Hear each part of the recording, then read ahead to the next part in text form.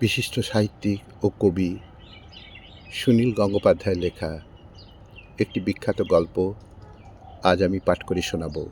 গল্প চোর আর সাধু। শুরু করছি। রাত তখন গভীর।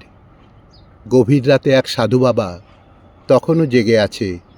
তার সামনে জ্বলছে ধুনের আগুন, তার পাশে একটা মড়ার মাথার খুলি। সেই দিকে একদৃষ্টে তাকিয়ে সাধু বাবা মনে মনে কথা বলছেন। এটাই হলো তার ধ্যান। বেশ জ্যোৎস্না আছে, আকাশে অনেক তারা, হাওয়া বইছে ঠান্ডা ঠান্ডা। এই সময় সবাই একটু আরামে ঘুমোয়, শুধু সাধু ও চোররাই জেগে থাকে। পেছনে কিসের শব্দ হতে সাধু বাবা মুখ ফিরিয়ে তাকালেন। দেখলেন একটা লোক এই দিকেই দৌড়ে আসছে। লোকটা সাধু বাবার কোলের উপর হুমড়ি খেয়ে পড়ে হাঁপাতে হাঁপাতে বলতে লাগলো, বাবা, আমাকে বাঁচান, দয়া করুন, আর পাচ্ছি না। সাধু বাবা বললেন, আরে ওঠো ওঠো, কি হয়েছে বলো, কারো অসুখ? লোকটি বলল, না, পুলিশ তাড়া করেছে। 5 দিন ধরে পালিয়ে বেড়াচ্ছি, কিন্তু আজ আর রক্ষে নেই। পুলিশ এই জঙ্গলে ঢুকে পড়েছে, এখান থেকে বেরোতে পারবো না আমি। সাধু বাবা চঞ্চল হয়ে বললেন, পুলিশ তাড়া করেছে কেন? কি অপরাধ? লোকটি বলল, বিশেষ কিছু করিনি বাবা, শুধু একদিন ভুল করে চুরি করে ফেলেছি। তারপর থেকে পুলিশ আমার পিছু ধাওয়া করেছে। সাধু বাবা বললেন, তাহলে তো শাস্তি পেতে হবেই। চোরটি বলল, 2-1 বছর আমি জেল খাটতেও রাজি ছিলুম, কিন্তু একটা মেয়ের গলা থেকে সোনার চেন টানার সময় সে দম আটকে মারা গেছে, তাই ফাঁসি হয়ে যাবে। দীর্ঘ নিঃশ্বাস ফেলে সাধু বাবা বললেন, আমি তোমায় বাঁচাবো কি করে? চোরটি বলল, আশ্রয় দিন বা কোথাও লুকিয়ে রাখুন।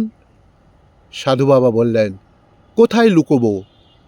দূরে একটা জিপ গাড়ির আওয়াজ শোনা যেতেই চোরটি বলল, ওই ওই যে এসে পড়ল সাধু বাবা, একটা কিছু করুন।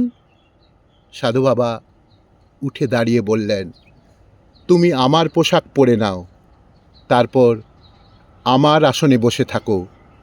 আমি নদী পেরিয়ে চলে যাচ্ছি, তুমি সাধু সেজে থাকতে পারবে? চোরটি বলল, হ্যাঁ পারবো। সাধু বাবা আরও বললেন, আমি যতদিন না ফিরে আসি তোমাকে এইখানেই থাকতে হবে, আসন ছেড়ে কোথাও যাবে না। এই ধুনি যেন কখনো না নেবে, সেই দিকে খেয়াল রাখবে। চোরটি বলল, কথা দিচ্ছি সাধু বাবা, চিরদিন আপনার কৃতদাস হয়ে থাকব। চোরটি সাধু বাবার পোশাক পরে, মুখে আর গায়ে ছাই মেখে, মাথার চুলে ধুলো মেখে আসনে বসে পড়ল। একটু পরেই পুলিশের জিপ পৌঁছলে চোর সাধু মরার খুলি হাতে নিয়ে চেঁচিয়ে উঠল, বোম কালী, জয় বাবা বিশ্বনাথ।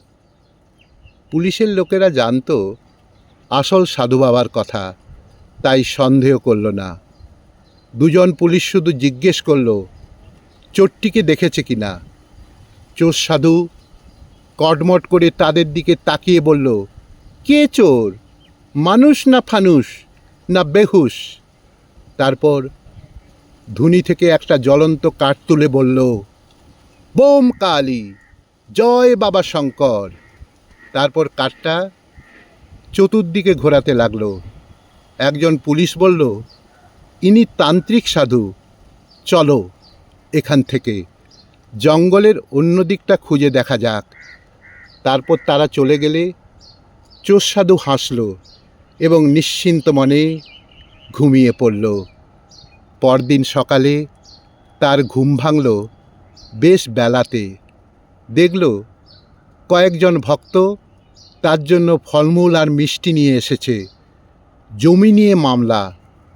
তারা সাধু বাবার আশীর্বাদ চায়।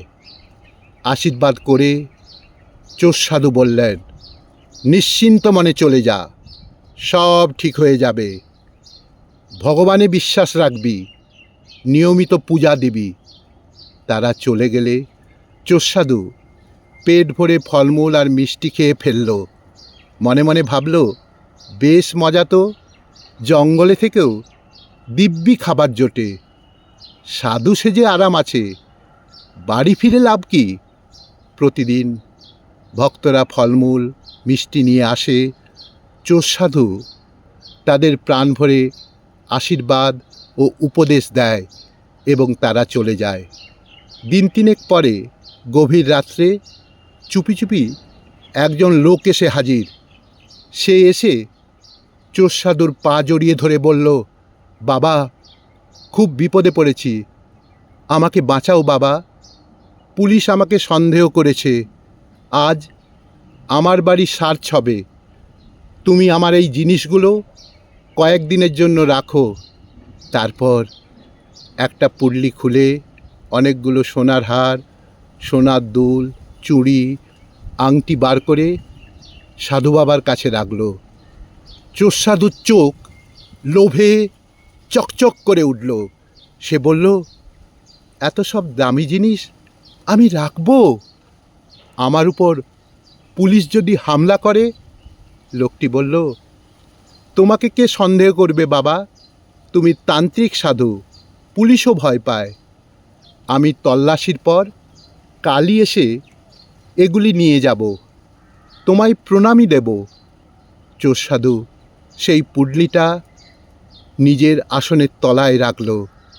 পরদিন সেই লোকটি আর এলো না, তারও পরের দিন সে এলো না। নির্ঘাত পুলিশের হাতে ধরা পড়েছে। চোরসাধু সেগুলো নিয়ে সেখান থেকে পালানোর কথা ভাবল। ফলমূল মিষ্টির জায়গায় ভাত মাছের ঝোল খেতে ইচ্ছে করল। পরদিন দুপুরবেলা আসল সাধু বাবা উপস্থিত হলেন। বললেন, কিরে বেটা, ঠিকঠাক আছিস তো? চোরসাধু বলল, আপনার আশীর্বাদে প্রাণে বেঁচে গেছি সাধু বাবা। আসল সাধু বাবা বললেন, তুই এক কাজ কর, নদী পার হয়ে চলে যা উত্তরে, সেখানে ট্রেন লাইন পাবি, ট্রেন ধরে চলে যা কোনো বড় শহরে, পুলিশ তাহলে তোর পাত্তা পাবে না। চোরসাধু তার বসবার আসনটা সরাতেই দেখা গেল সেখানে একটা গর্ত, তাতে সেই পুডলির গয়না ছাড়াও আরও অনেক গয়না আর টাকা রয়েছে। আসল সাধু সেসব দেখে খুশি মনে বললেন, বাহ, তুই খুব বিশ্বাসী, তোর মুখ দেখেই বুঝেছিলাম। পুলিশ আমি পছন্দ করি না, তাই সেদিন তোর উপর ভাত দিয়ে সরে পড়েছিলাম। তুই ঠিকঠাক দায়িত্ব পালন করেছিস, এই নে। তিনি দুখানা গয়না এগিয়ে দিলেন চোরসাধুর দিকে। চোরসাধু বলল, এর বদলে তোমাকেও আমি একটি গয়না দিতে চাই সাধু বাবা। চোরসাধু জামার ভেতর থেকে একটা রিভলভার আর একটা হাতকড়া ঝট করে বের করল। রিভলভারটা সাধু বাবার কপালে তাক করে বলল, খবরদার, পালাবার চেষ্টা করলে তোমার মাথাটাও ওই মরার খুলি হয়ে যাবে। হাতকড়াটা সাধুর হাতে পরিয়ে দিয়ে বলল, অনেক দিন থেকেই আমরা সন্দেহ করছিলাম তুই চোরাই মালের কারবার করিস, এবারে হাতে নাতে ধরা পড়লি। আমার নাম ইন্সপেক্টর রবি সরকার, এবার চল থানায়। সাধু বাবার মুখখানা হা হয়ে গেল। সাধু বাবার মুখখানা হা হয়ে গেল।